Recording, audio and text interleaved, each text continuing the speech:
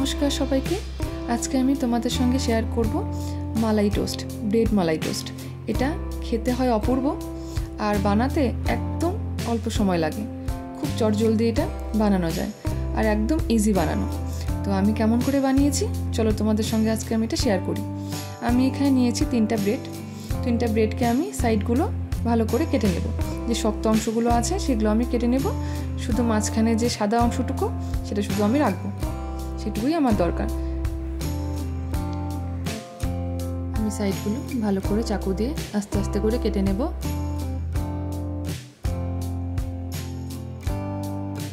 एरपरे आमी माछ बराबर एगुलोके छोटो छोटो करे टुकरो करे नेब। देखो आमी जेभाবে टुकरो करছি তোমরা সেম ভাবে টুকরো করে নেবে। সবগুলো আমার কাটা হয়ে গেল।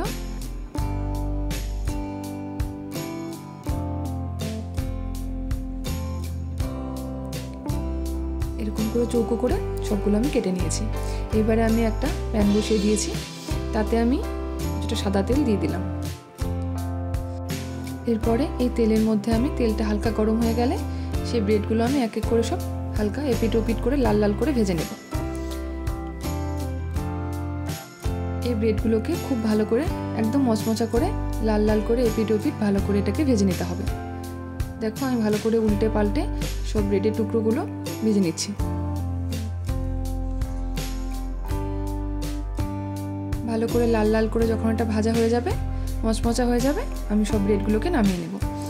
এরপরে আমি বসিয়ে দিলাম দুধ। আমি এখানে সর সহকারে যে দুধটা সেটা আমি নিয়েছি, এখানে কিছুটা সর নিয়েছি দুধের মধ্যে। আমি এখানে 1 কাপ একটু বেশি দুধ নিয়েছি। সে দুধটাকে খুব ভালো করে এটা জাল করে নেব।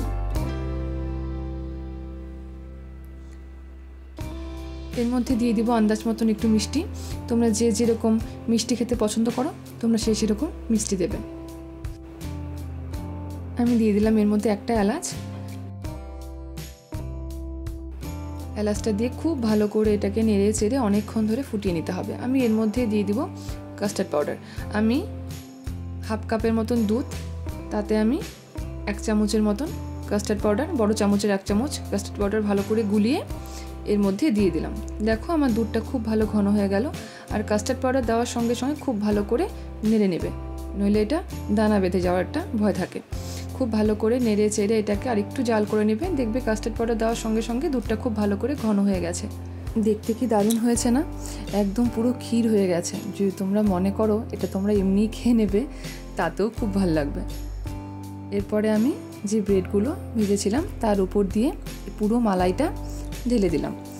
খুব ভালো করে চারিদিকে ছড়িয়ে এই মালাইটা ঢেলে দিতে হবে।